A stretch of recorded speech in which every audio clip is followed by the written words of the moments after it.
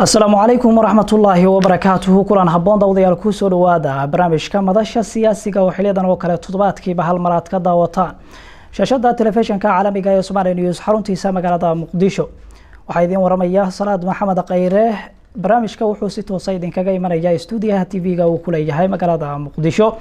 waxaan ugu hadlay doonaa arrimo dhowr ah oo ku qotoma guud ahaan dalka xaaladda uu iminka marayo iyo sidoo kale waxaanu ku eegaynaa dhacdooyin dhacay muddooyinkii ugu dambeeyay. waxaan igala qayb galayo oo waqtigiisa qaaliga aan ugu mahadcelinayaa xogayaha xisbiga amniga iyo cadaaladda Ustaad Maxamed Ibrahim Bilaal oo aan runtii dhowr su'aalood aan ka weydiin doono arrimahan ku qotoma inta barnaamijkan uu ku guda jirno. martida barnaamijka ayaan markaan soo dhaweynaya marka ugu horeysa ku soo dhawo TV-ga caalamiga ee Somali News iyo barnaamijka madasha siyaasiga. bismillah waa maasanta waan dhawahay watahay su'aasha ugu horeeya ee barnaamijkan ku daafurayno waxay noqonaysaa dhuwan waxaad sheegtay kulan ay soo qaban qaabiyeen beelaha daga koonfur galbeed dowladda federaalka Soomaaliya inay joojisay sababtu maxay ahayd? بسم الله الرحمن الرحيم لواتني أفرتي بشي ديسمبر أو هذا السعودة هي إن وحاب بلانسنا هوتيل كمية هوتيل كوي على مجال مقدشو وحاب بلانسنا شرب ولا تشي أو لغة تشرع عيها دول شوين كقفور قلبين إن مركا لو بقولي كنت نرجع يا كسوقي جلس الشركة ولا تشيجا وضع عرفتين هولش ديار سنايين marka markii hawshii ay gabagabo marayso shirka inuu bilowdo rabo ayaa waxa meeshii soo weeraray oo yimid ciidan sheegtay inay ka tirsan yihiin dowladda federaalka waxayna ku wargeliyeen maamulka hoteelka in aan halkaas shirba wax shirnayna aan la qaban karin arrintaas oo runtii aad loola yaabay dadkii meeshii joogay oo dhan ay fajaceen laana meesha waxa ku shiray waxay ahaayeen xildhibaano siyaasiyiin odayaal dhaqan culimaawiyiin rayidka waxaan laga hadlayaa arrimaha doorashooyinka marka dad hub wato dagaalamaya ma ahayn dad wax dilaya ma ahayn dad inay aayahooda ka tashtaan marka dhaqanka noocaasa wuxuu tusinayaa dhaqan kaligiita talisnimo iyo dictatornimo ay muujinaysaa in waddanka xaaladiisa meel halis ay ku socoto in hataa aan ogoleen ra'yiga qofka in aragtidooda ay cabiraan marka waa xaalad adag ay ahayd laakiin annaga markii ma aanan ka falcelinin annagoo ilaalinayna mataqaanaa xasiloonidii deganaanta aan dadkii u sheegnay inay si nabadgelyo ah ku kala tagaan waa tii aan saxaafadda u sheegnay wixii nagu dhacay sidaasay wax u dhaceen runtii dhaqankaas mid naga horreeyay waaba jirtay oo musharax Mustafa Dhuxulow isagana maalmo ka hor laga joojiyay kulan taas oo kale marka annaga waxaan u haysanay barnaamij waxaan u haysanaa in la caburinayo aragtida dadka dad raba inay dadka xoogaan oo diidan aragtida dadka inay soo muuqato ayaa barnaamijyadaasi ka dambeeyay watahay muxuu yahay mowqifkiina ku aadan gudiyada doorashooyinka heer federaal iyo heer dowlad goboleed ee dhisan mowqifkeena annaga ku aadan gudiyadan la sheegay in la dhisay gudiyadaasi annaga waxaan u arnaa gudiye ku fadhiyaan sharciyad lahayn wax sharciyada kuma dhisna gudiyadaasi waxaa samaystay maxay ahayd dowladda federaalka gaar ahaan musharax Maxamed Cabdullaahi Farmaajo oo raba markale inuu tartamo ayaa soo magacaabay okay soo magacaabo dowladda sultada iyo authority oo soo magacaabo waxa ku jira waxa guddiga wuxuu ka kooban yahay taageerayaasha nabad iyo nolol lagu daray nabad sugidda lagu daray shaqaale wasaaradeed yani team dad un maartay dadkii ku wareegsanaa ama agaarka bila Soomaaliya ayaa guddigaasi lagu ururiyay kuwa maamul goboleedka laga keenay anigu waxaan ogahay koonfur galbeed kuwii un meelaha ka dhawaa ayaa la soo qoray marka guddi noocaasa garsoore kama noqon karo doorashooyinka marka waxaan ku baaqnay annaga markii guddigaas la sameeyay waxaan niri guddigan guddi doorasho ma noqon karo waxaan rabnaa guddigan in dib loogu laabto oo la baabiyo guddi kale la sameeyo lagana wada tashto guddida la sameeyo sidaas ay ahayd ilaa hadda mowqifkaas aan qabnaa aan miisanahay runtii in maaragtay guddiye sharciyad ku fadhiyaysan ahayn guddiye la rabo in doorashada lagu boobo weeyaan guddiye in doorashada lagu boobo la rabo weeyaan marka maadaama in doorashada lagu boobo la rabo annaga ma aqoonsanin waan diidanahay doorasho ku shubasho ah ayuu maagan yahay madaxweynaha xilligiisa dhamaaday maxamed cabdullaahi farmaajo in doorashada ku shubto doonaya waxaad ogtihiin 2018 bishii December 13keedii baydhabo wixii ka dhacay waxaa loo balansanaa doorasho musharaxiintii musharax ka mid ayaa la soo afduubay dadkii markii ra'yigooda si nabadgelyo u muujiyeen waad aragtay waa la laayay ilaa 16 qof ayaa la dilay musharaxa iska afduuban 2 sano xiran marka scenario baydhabo ay rabaan inay halkan ka sameeyaan marka doorasho tii baydhabo la arkay nimankan doorashadooda marka tii baydhabo hadda taas ma ogtay waxay iska ahayd heer gobol maamul goboleed ahayd laakiin tii qaranka ayay rabaan tii baydhabo kale inay ka dhigaan ma soconaysaan leedahay marka ma soconayso ma shaqaynayso watahay doorasho loo diyaar garoobo saxa gudiyada waa in gudiyo la isla ogol yahay wada ogol ay noqdaan taasan qabnaa mar hadduu jiray heshiis u dhaxeeyay madaxda dowladda federaalka Soomaaliya iyo kuwa maamul goboleedyada dalka maxay tahay caqabadaha idin muuqda waxaa noo muuqda horta maamul goboleedyada dhisan iyo dowladda federaalka aan kala saara marka hore maamul goboleedyada dhisan waa 5 maamul goboleed Puntland doorasho xaq ayaa ka dhacday ayaa isdoortay Jubbaland doorasho ka dhacday oo dowladda federaalka ay diidantay waxaa yaab leh marka Jubbaland waxay hal qof ma dhiman dad laguma xirin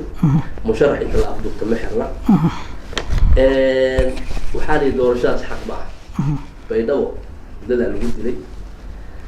musharax ayaa lagu afduubtay waxaad ogeeydaa dhacay waxay u haystaan doorasho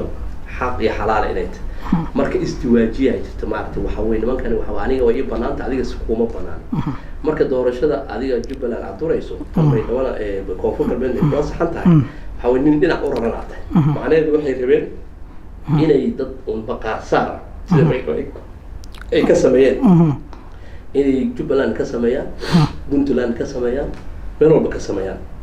waana isku dayeen marka way ka fashilantay marka Jubbaland iyo Puntland way ka fashilantay saddexdii kala maamul goboleed waa xoogeen tan ugu dambeysay waa ogeytir Shabeelle waxay ka sameeyeen doorasho miyaa dhigi karaa waxaas ma marka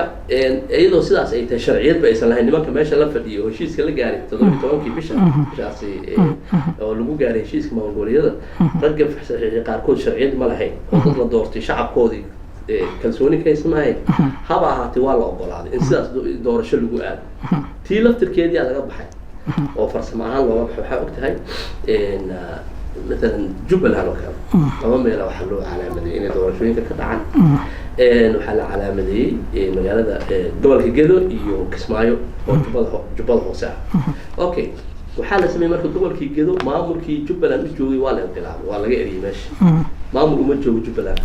rag oo maxamed cabdullaahi farmaajo madaxweynaha uu magacaabay ayaa jooga meesha waxa kaaga sii daran ciidamadii Soomaaliya iyo hubkii Soomaaliya oo sanadaha la aruurinay oo dhan waa la qaado xaggaas la geeyay loo jeeda waxa soo dhan waxa la rabaa 16 kursi oo taala meesha la yiraahdo Garbaharey Gedo taala ayaa la rabaa in la qoro waxa kaloo la rabaa in maamulka mataqaana la yiraahdo isheeg maamulka Jubbaland in wada jirkoodii iyo wada socodkoodii la baabiyaa marka markii la yiraahdo waxaan ma soconayso oo maamulkii Jubbaland loo gacan geliyo mataqaana awoodii maamulkii meesha si doorasho uga qaban haduu si awoodii hayn way diidanta dawladda sheekooyin aan loo joogin ayay bilaabeen leeyihiin waa la soo weerarayaa Kenya soo galaysa saasi yeelisa waa sheeka Berlin waa Kenya hadda waxay Soomaaliya soo weerartay ciidankeeda waa jooga wadanka amisom kamid xagee ka soo weeraraya midda kale waxaa jirta oo aad ogtahay madaxweyne waxa aflaa 16 aloliis campaign wuxuu ka soo bilaabay Nairobi marka asaga way u banaanay maanta markay dadkaas ay ka soo horjeedo maxkamad raadinaya la gaarayna xaraan noqonaysa marka arrintaasi sax ma ah anuu sayrataa sax ma watahay marba hadii ay maxay ahayd khilaaf uu ka dhaxeeyo dawladda federaalka Soomaaliya iyo maxay ahayd dawladda Kenya siyaasiyiintan mucaaradkahi maxaad ku diidantiin in arintu aynan dhexdhexaad ka noqonin isla markaana aad u midowdaan sidii maxay ahayd dawladda aad ugu caawin lahaydeen arrimahan isdiida dawladda Kenya horta saa ogtahay Soomaaliya markay burburtay dawladnimadeena ay burburtay 30 sano ka hor Soomaalida ugu badan ama hatta hadda North America iyo Europe dadka jooga badankooda 90% in ka badan waxay mareen Kenya mareen Kenya waxay noo ahayd mamar iyo meel dadka ay maraan oo nabad noo ah runtii abaal weyn aan uga haynaa dowladda Kenya oo siyaasad dhex marnay way nabadgeliyeen ayooda hariyayna siiyeen deegaanayna siiyeen waxaa kaaga sii daran hadda ganacsatada ugu badan Soomaaliyeed meesha ay maal gashteen adduunka markii Soomaaliya laga tago waa Kenya weeyaan hantideena iyo taala ganacsigeena caruurteena iyo dadkeena wax ku bartaan marka qofka dhahaya marka inuu kursiga ku soo noqdo darteed kaliya ayaan calaaqada Kenya u gooynaya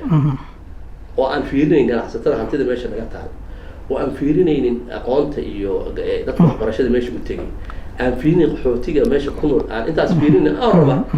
aniga waxay iga hortaagan aan soo xoog ku qabsaday meesha markale iga hortaagan sida Abiy Ahmed ma ii noqdaan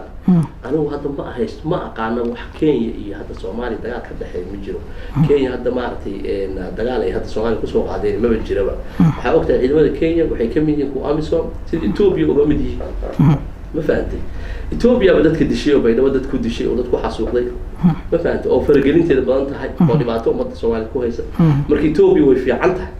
Kenya waa xunta horta Soomaaliya aqligeeda noqon mayso slogan aan aragnaa waxaan aragnaa eroolo lagu galaayo doorasho lagu galaayo marka waxa weeyaan waxaasna wax Soomaalida ka dhacaya ma aan leenahay dowladda Kenya muranka badana la dhaxeeya oo madaxweyne Xasan Sheekh waa tilkii maxkamadda taala markoo in laga shaqeeyo hawshaas sida anaga ay si nabadgeliya xagga badda u kala bixi lahayd dawladbaasiyadeena xiriirkeena loo wanaajin lahaa laakiin aniga saan u soo noqdo Kenya waxay aragtaa inaan soo noqoshadeeda sax uma aragto saa darteed cadow way Soomaaliya cadow ku tahay idinkana cadow ila dhaha la dhiimayn waa tahay waxa xildhibaanka dooranaya waa beeshiisa oo kursiga soo dooranaya ama se kursiga jufa ay ugu fadhiyaa jufadiisa ayaa markaasi soo dooranayso maxay tahay marka walaaca iyo walwalkan aad muujinaysaa waa su'aal fiican fiiri xildhibaanka jufadiisa iyo reerkiisa iyo deegaankiisa laga dooranaya waa sax marka maamulkii meesha la geeyay maamul maqaar saara uu yahay oo dadka deegaanka aysan wax kalsooni ah ku qabin marka xildhibaanadii dadkii musharaxiinta ahaa oo meesha tagi lahaa 100 checkpoint loo dhigo leeyahay hebel oo mucaarad inta ma iman karo hebel inta ma soo geli karo leeyahay marka xildhibaanadii soo socday oo 2020 xildhibaan noqdaan lagu qorayo xarunta NISA raadiyaasiin oo qorayo marka maxay ahayd dadka loo sii sheegay leeyahay xildhibaanaadkii way dhacday xaflad ka dhacday madaxtooyada dhinaceeda ayaa Cabdi lafta galeen wuxuu ka sheegay wuxuu yiri hebel magacuu sheegay wad idinku haysaan waa duumanta wuxuu leeyahay hebel xildhibaan hebel lama tartami karo doorashada soo socota fiiriya yani see ka dhacday ma dadkiisa doortay ma deegaankiisa uu laga siiyay yaas asay authority awood u sii sultad yaa u siiyay inuu kursi deegaan laga leeyahay inuu meel xaflad fiiri media hadda doontaan waa heli kartaa wuxuu yiri hebel ma bala tartami karo marka hadii marka may dhihi kartaa qabiilka wax soo dooranaya soo suuragal ma noqon karto soo suuragal ma noqon karto in uu isagu ka warhayo wax qabadka iyo sidoo kale waxyaabaha uu maxayada bulshada isaga soo dooratay uu qabtay soo suuragal ma noqon karto waa ninkaas inuu soo wax qaban waa la ogyahay koow tan kale xataa hadii hawa kaba dhigba inuu wax qabad u leeyahay soo qaado oo si inuu ogyahay inuu wax qabto ma uu leeyahay xaq iyo awood ma uu leeyahay inuu dad hortooda media hortiisa ka yiraahdo hebel waa xildhibaan anaa siiyey cid la tartami karta ma leh adoo markaasi dhadhami yani dowladnimada aan raadinayno masaasa aawo dadkii deegaanka aawo dadkii kursiga lahaa aawo dadkii xuquuqda lahaa oo inay doortaan marka doorasho noocaasa miyaa aniga dhihi karaa qabiilkii loo tartamaya loo garab dhiganaya qabiilkii kursiga loo dooranaya maxaad u qaylinaysaa wax loo doonaya ma jiro dadku waa la xoogayaa xafladaha lagu qaybinaya kuraasti laleeyahay hebel lama tartami karo hebel cid la hadli karta male marka arrimahaasaa jira waxay dadka walaaca waxaa la rabaa meeshaan يعني دورشة إن لا جودي هرت الإسلام وجودي هنلاقيه كرسوريان الإسلام وجودي هذه ليفربول مانشستر يونايتد عياريان كرسورها أصلا كان يجنو كور مجال دي ليفربول كرسوري ويا عيارته ما دعي كرتا ما دعي كتير عيارها الدعوة ما دعيسو باش هو حال ربع يعني كرسورها ضدك ما ترتمى وإني كلا الدول هذا يعني كرسورة ضد إيش أصلا ما يستين كرسورة من نفكر وأنا بقول مدة بعد midda labaad oo iyadana jirto waxay tahay يعني dadkii qabaa'ilkii iyo deegaanadii awoodoodu waa la dhacaya in la dhacaya kuu sheegaya haddii dadka inaan la dhacayn la ogol yahay maxaa madaxweyne maamul goboleedyada dadka xildhibaanada ahaan jiray maxay madaxweyne maamul goboleedyada u daba cararaya nin walba muu deegaankiisa intuu tago tuuladiis intuu tago qabiilkiisa u tago muu kalsooni ka raadsado nin walba wuxuu daba ordi madaxweyne goboleedkii meesha la geystay muxuu daba ordi mataqaanaa wuxuu aaminsan yahay hebela wax kaa dhigi kara يعني هبل أيها حكى دقاي هدول لكن وقال لها قبيل كإيديان كإنه عد ليهين قفل بنتو بحر أيوة إلى عيلان يدين قضي سبتالان يدين دسي جدان يدين دسي واحد صومالي والاسم لا ضايع أنت نوع دولة نوع الصومالي كجرتنا والله وبالله وتالله مين اللي بقى وحاول وحقبل الوتر تم يعني منك مقدشك لقى دورنا إنك بيدا ولا قد دورنا إنك اسماعيل لقى صوت إنك برحلة لقى دورنا وقروي وإن دجاجك وقبت وتذكر الشيء أنت عشان يدين قبتي حضر ويدين قوانا لكن وحان دفاع يا محمد عبد الله فرماج سوم حلوان يقدقوا وحان أمانة فهد ياسين سوء يقرأ وحان أمانة هبلو كرنسي ويقدقوا مالتي حلوان يعني حلوان ضدك مركز ضدك حلاليه والدولة النماذج الصومالي بهنا قاطان لمن كان انترناشونال كمان هو بالنويديا وهي دولة الصومالي واسم الله بوينتي كاسم الله تاسو وإن دولة النماذج اللي عندنا ضدك لها فرتسيد الدولة دي انتي ضدك وأديجيال يا درس الأديجياش شعبك ما درس النماذج كان ونماذج قاقلين نبني كقاقليسية كبرعتسية كأف مشارسية ماشي سوتاعي dadkii loo ogolaaba in ma aragtay ay wax doortaan xafladaha laga leeyahay mataqaana hebel ana si xilbaan ma baartay maxay ahayd ma lama tartamay adduunka la yaaban boqol safaarada ay weydiisay tir waxaas maxaa laga wadaa ma naqaanaan ku idinka la yaab marka saas marka leedahay qabiilkii wax dooranay hebel dooranay waxaas waxba kamid in dadkii la dhacaal qaba meeshaan ma aragtay xisbiyadii inay doorasho lagu galo waa la diiday إن شعبك أود اللي عليه والدي ما شاء الله 14 سنة رايح اللي ما نحى فريق كفر قبل ذلك وحيا 14 سنة ولقينا ما أعتم عيل بيئة مقود ور بيئة مقود MCH سبتات كذا MCH ديانكيس كوالس أمني جاي شاب إن الله ده كما قيب ده مرور بحو صاحب لي هاي نينك إيمانا كرسي بس وفي سنة وحو ديار وياي يا كرسي جاي من هبل كاسو مركا وياي نعم ليه haddii uu yiraahdo halkan waa naar wuxuu ku leeyahay iyadoo jannayt wuxuu ku leeyahay halkan naar waa janna naar ma ah yaani si kursi uu helo uu ku leeyahay naar waa meesha marka waxa wadanka ka socda waa tahay dadka qaar ayaa waxay idin arkaan inaad idinku diidan tihiin doorasho inay qabsoonto arrintaas maxaad ugu jawaabi lahayd ma diidan doorasho anaga inay dhacdo waa rabnaa doorasho inay ka dhacdo laakiin doorasho waxa rabnaa maxay haytay adiga aad xaq u leedahay inaad wax doorato lagu doorto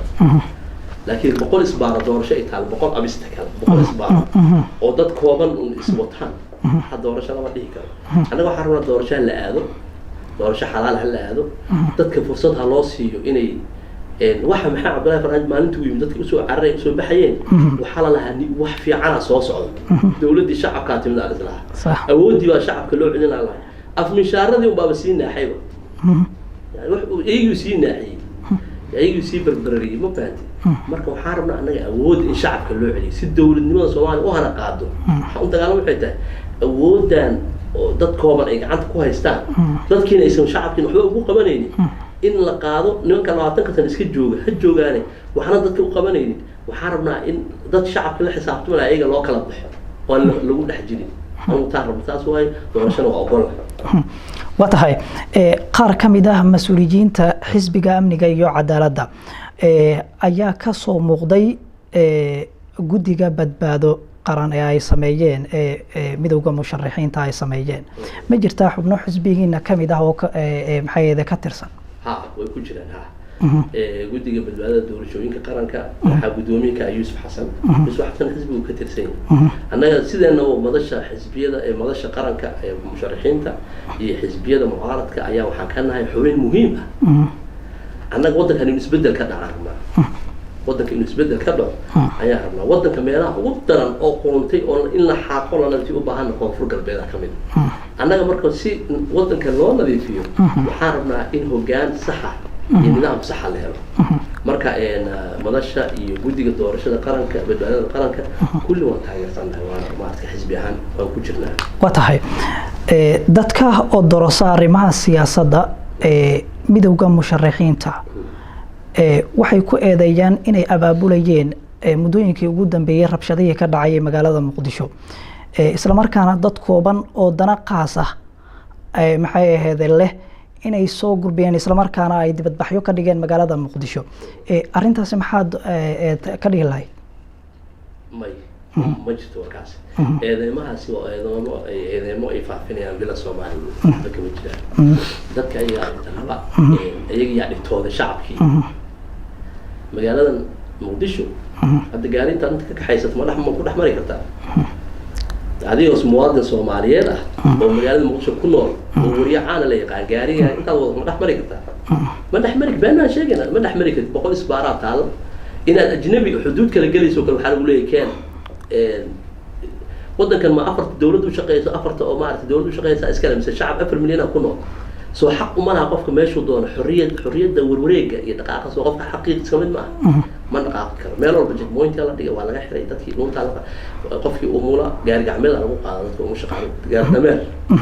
madaxda amnigu waxay arintaas ugu sababeynayaan inay tahay arrimo lagu sugayo amniga guud ee dalka gaar ahaan tan magaalada Muqdisho amni miyaas loo sugaa amni sida looma sugo amni sidaas looma sugo magaalooyinka amnigeeda sugan yahay hadda Hargeysa iyo Somaliland iyo Puntland meelaha amniga sugan yahayna jidadka isbaara inta la dhigay laguma sugan amniga laba qaab lagu sugi karaa horta koow waa in dadku quluubtooda ay heshaa dadkan aniga markaad aaminsan ku taageersanahay ninka amniga kharriba aan ku soo sheegaya laakiin markaan ku arko inaad xoog igu haysato oo ninka xildhibaankayga xataa oo ani xildhibaanka in noqonay inaadan maartay igala tashata aadan ogolayn shacabku wuxuu ogolayn shacabku wuxuu leeyahay maxaa iga galay horta shacabkii kalsoonida loo soo celiyaan qabnaa koow midda kale amniga waxaa lagu sugaa amniga dadka amniga dhibaya soo kooxda shabaab Soomaaliya wax kala jira kooxda shabaab meelay joogaan waa la yaqaan ma la diriro haddaan la diriri karin ma wada hadal la furo la heshiiyo moogtahay aqliga saliimka inuu shaqeeyo way moogtahay yani qofkii inaad ka adkaato iska celiso meel saarto maya warka adkaan waadin way adkaan wada heshiinana wax la gartay labadii ma ogoli dadkii aan dhibaa marka xaafadiyaan ku soo noqon dadkii jidadka dhagaxaan ka dhigayaayo maartay maxay ahaaytay aan dadkii dhibaatayna saas amni lagu sugaa adduunka meel saas amni lagu sugaa xagee ku arag ma jirto waxaas amni sugid ma waa dadkii la dhibaataynayo yani waxa weeyaan waa yani collective punishment waa ciqaab jamaaci weey yani ciqaab adiga aadan lahayn lagu ciqaabaya aniga markaad ciqaabayso oo baabuurkayga aan wadan karin oo hooyaday xanuunsan aan dhakhtar geyn karin oo gabadhayda umuleys xaaskayga umuleys aan isbitaalka geyn karin maxay ciqaabaysaa ninka amniga halaynayo ma adiga adaaba dawladda wax ahmaad la dagaashi ka qabata dadkii haddaadan ka qaban karinna oo ka adiga wax ka qaban weysan ma la heshiis yani qorshe siyaasadeed sax ma jirto annaga waxaan rabnaa nimankan maxay ahaaytay waxa wadankana dadka marka culayska ka batay dharigana markii uu karkaro uu daadiya dadkan waxay marayaan inay karkareen inay qarxaan ku dhaw yihiin wali saas wali way degayna qaba mar dhow hadii sidan lagu sii hayana villa Soomaaliya lagu gala maxaa qolku jiifo ayaa lagu tala soo qaban doonaa hadduu dadka sidan sii ahaadaan dadka waa in xorriyadooda iyo waa tahay 2 sano kadib xarigii Sheekh Mukhtaar Roobo Cali Abu Mansuur ma jirto cid wax iska weydiisay idinku ka xisbi ahaan ma ka waraysan waxyaalaha yaab kale ka mid qof musharax oo muwaadin fiiri waa muwaadin wadanka u dhashay waa musharax shahaadadiisa haystay waxaa loo adeegsaday ciidamada Ethiopian ma aha ciidanka Soomaaliya ma ciidamada Ethiopian loo adeegsaday wala soo afduubay magaaladii Soomaaliya caasimadeeda Muqdisho la keenay guri meelaha ku yaala ayaa la gashtay sida xoolihii maxkamad ma xukumin sharci lama horgeeynin wax ma jiro in laga hadlayo ma jiro yani maxaa Abdullaahi Farmaajo iyo Fahad Yaasiin dadka kaba xoog badan Soomaaliya waxa dadka ay ku dulminayaan waxa weeye waa awoodii dawladnimada Soomaaliya ayaa gacantooda ku jirta oo loo dhiibtay wixii loo dhiibtay dadka ku dulminaya ma ogtahay waxa Soomaaliya 30 sano dhibaatada ka riday inay sidaas tahay qofka wuxuu ku leeyahay dawladnimadu way fiican tahay dawladda taas ay markii fiiri adigu dawladnimada ay ku fiicnay oo adiga dawladnimada fiicnay Allah haydo aad meesha boodis dadaal la duqeynay magaalooyinka la duqeynay Burca la duqeeyay oo Hargeysa la duqeeyay la dudumiyay oo Gibiley la duqeeyay dada inta habeenkii aqoon-yahana guryahooda laga baxay jasiiro lagu tooganay magac dawladeed lagu sameeyay ma fahanti magac dawladeed ayaa lagu sameeyay dadkii noocaas ah maanta waxay leeyihiin Soomaali waa ka go'anay soo jeed Soomaali waa ka go'an garan u leeyahay adigu kuma eedin kartid adigu garan inay leeyahay aaminsana maxaa dhacay shalay wixii isla lahaa magaciisa isla lahaa ayaad ku tulmisay oo ninkoodii madaxda ahaana aad xabsi maxaa xaji Ibrahim ayaa xabsi ku jiray arrintoodii madaxda ahaa xabsiyaal la wada geeyay dadkoodii aqoonyahanada jasiira lagu laayay magacii dawladnimada lagu sameeyay maanta anaga tiyo kala lagu sameeyay nin musharax la soo aftuto u xiray maxkamad ma jirto la geeyay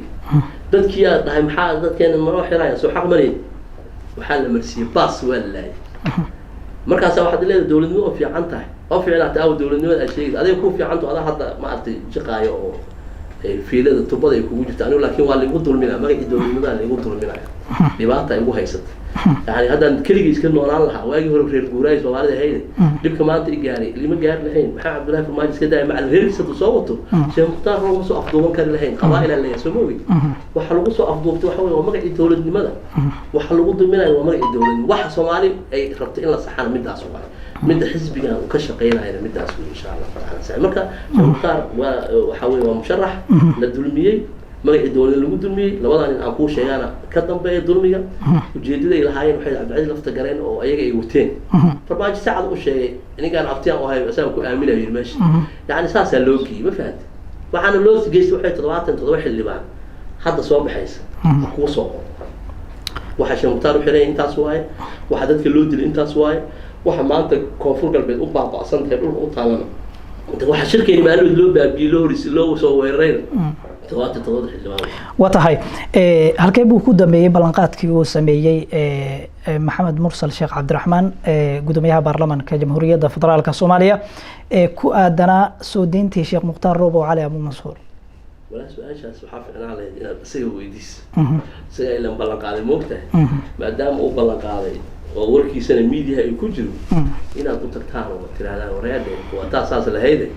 aa wixii aad ballanqaaday isaga inay tiraadaan isaga ku fiican وتهاي وعيب أن إلى قيامات ساعة إلى بونج وكير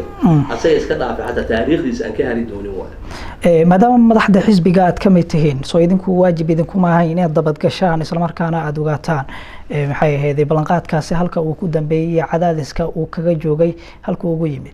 والله أنا قاعد أنا كحزب عن وحان قيم كنا هاي مرة كشقينا إن حرية شيء قطار كريمة أفضل مواطن صومالي ومجا الدولة النماذج اللي قدروا منها أنا ما كسوه جيدا وحان قبنا الدولة النماذج واحد دولة اللي هذا وحويا وحياتي وحدتك يعني والسوشيال وحياتك كل شيء جدا إن الدولة النماذج وواحد بشدة كل شيء والمجتمع مردقا سيسو معمولها وحي كل شيء قف كان وقف loo dhiibtay inuu mujtamacaas uu ku hogaamiyo waxay ku heshiiyeen marka intuu ka baxo dadka uu ku dulmiyo oo wixii dadka uu ku garaaco shii loo dhiibtay taan diidan taas waa marka sheekh mukhtaar kariima cid walba oo duuntay anaga diidan midda kale sheekh mukhtaar arintiisa waxa weeyaan dawladii maxaa Cabdullaahi Farmaajo oo u burburtay ilaa haddana waxay tahay nabar weyn ku yaalo waxaan hadda ugu baaqaynaa marka ayadoo weli laba sano ay dulmiyeen oo xiran yahay oo si fashar darro ku xiran yahay soo musharax سوى ما عرضت كيس إتاجرين صوب هذا وحلنا ولي وحلنا حرية دي سهلا سيشة وتهاي مدوية سياسة دكوسو جرتي مركز قيمة سو حالة دجود إيمن كذلك ومريو محاكو موقدة والله هو حالة وضن كهدانا إلهي كسو جاري سيدا حتى أي وحيين حالة ويعدتها لأنه دور الشوينك Soomaaliya waxay u burburtay waxay ahayd oo la sunnacay oo loo kala guuray waxay ka dhalatay oo xukun la xoogay iyo qof wixii isla haysiiyay hadda meesha waxaa muuqata markii hore ku yimid nidaam oo doorasho sax ah markii xukunka qabteen macaansaday oo dadkii raba inay mar kale xoogaan istusii dadku waa xoogi kartaa oo ku tijaabiyay baydhabo waa idin martay لو سمريبا تجاوز وادي مرتي جوهرة إدي مرتي حمر ركضي أي لين تين ولا تدين هذي ما ركضي إذا إسكت يعني إذا بهاش هو سعوي ذي أنا ما أعتقد كله شيء إلى هذا ودنكو وبتبادل في الآية هذي يصير وضع سيد هذا يكون وضع نبى أنا بحي صوحرة عليه وشالي وأكيد يصير مستولات تكي جدت أحد اللي هو حب ذينا قبل حق سومالها إني درين كذا موجس قبل الصومالية ومجال موجس بنبح يعني عيدا كي نوصل جدا هي جد كل حتى وجناي arrintaasi dawladda way iska fogeysay ما جبت واحدة ولا يقانا حل فوقينا ولا يقانا جد كل أحد يسأل وتو وجناي كان كاميرا قبته بقول عن كاميرا قبلها جت ولا الدلائي ماله حبسيده كود بوحان أي واحد محكمة الدين يجرين عد ما أرتين هيتي سوها يستجرين هي حبسيده بالقرآن حتى تحس دولة اليوم صار دلكو مر اسمه دلكو كوسي بالقرآن دلكو وإنه الشرعية الشقية شرعية وإنه عدو بكسرية وأكتهين حتى إسلام كأساسه النبي على سيدنا عمر هيتي أسوأ منتم مساعد كإستاذ خطبيناي أيها وحوي اسمعوا وأطيعوا سوق هاي اللي إننا استاذ البادية أو كاسبين كمان مقلين وكمان أطيعين عمره مركز يجري محاد مركز يجري ويل كأنا لبق وحاسس هذه بحاول تبي لبق أنا هرب أنا سيسوي وحساب تبع مسجد والخطبة دي محتوية تحت يده ويقول مساعد في وقت محتوية دي مركز عمر وحوي أو ويل كي عبد الله بن عمر استاذ وشيء مركز ويل كي استاذ وحوي أباهي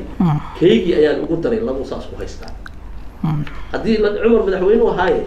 الصومالي كان حكومة أفريقيا كلهم يسكتوا حكومة تقولي لها كقبته حبسي وكل ده هذه اللي لها كورا ما جرت وحاس مركز رقم كمان دولة نمط الإسلام يعني ونفي البادية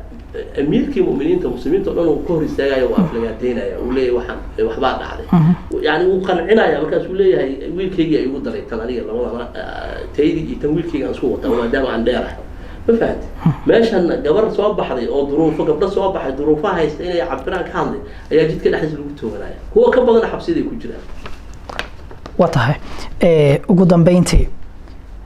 halkee ayaad leedahay waa laga baadigoobi karaa si ay u dhacdo doorasho wada ogola halkii ugu muhiimsanaa doorasho wada ogola ku baaqayna halkeedana waxa weeyaan doorashooyin badan la soo qabtay madaxweyne Sheekh Axmed qabtay حسن شيخ قبتي بقولكي بقول ما واحد أنا مرة هاي بقولكي بقول ويس حنايا لكن بقولكي بسديت طلعات اللحن عشان حبي سودوي هسودوي فرماجة أنت هكذا حل ما أنا نقول قرأي نسا ما صعنايا حل ما أنا لسيب بالنقاضة أنا ما صعنيس بدنا كتجال سكيان لجرين دتكيان لسكودين ليك دتكيان لدعدين دت كان وحلا صواب حديو نينك إنك أودتين أتجعشين حتى عرفتان لالوش صوصي العكس صوصي حتى دم ما يتعسي دوتان إنت كربش لا بتجي سحراي لكن حقا إن حدايس سؤال ذلك بوفرت معنا الدقائق بوقتها سحرة ولا لكن حاجة أفضل تريشة أيوة سديرية فهشوا وحويان متقانا فهش كار وحنا شهر أسوق قليل وحنا أتسوق أو يصير أصوات دان سو عرضوا إذا كي يلمي سوحان وحقا ما عرفتي أو بقولك باللحظة إن دتك وحصحة أو بطلعات وحصحة أوكي صدق تعدى تكون حقري لكن بقولك بقولوا قانون رأينا كنتان يعني ما صعوني الشيء كذا صعوني فبقى علينا دور شو دور أقبل هلا قالوا دتك ما عرفتي عيودها كتشتين ومدة هلا سي فرصة يوحكوا دورتان شعب كان هاللوع يعود وحن ما عرفتي نما كان يسفهمي ويزدب أردا هنا دلك هكذا بالنا watahay guntii gunaanadkii ayaan daawadayaal isla soo gaarnay guud ahaan intaas ayaan ku soo afmeeraya barnaamijka madasha siyaasiga oo xiliyadan oo kale toddobaadkiiba hal mar aad ka daawataan shashada telefishinka caalamiga ee Somali News xaruntiisa magaalada Muqdisho barnaamijka oo aan uga hadlaynaa arrimo dhowr ah oo ku qotoma xaaladda guud ee iminka dalka uu marayo waxa igala qayb galaya oo waqtigiisa qaaliga aan ugu mahadcelinaya siyaasi xogayaha xisbiga amni iyo cadaalad الأستاذ محمد إبراهيم بلال وأن رنتي وجمع علني وقت جيسا قال جاي برامج كوصهوري قدرنا وين جاي تعرضن ككاميرا برامج كوحة كساعد عبد الفتاح ربلي فرسمة ده كسنة وإنجنير فيصل تاني يقول عن ضمبه وحنو يدين كجت جينا سدا يجونا بالدين والسلام عليكم ورحمة الله وبركاته.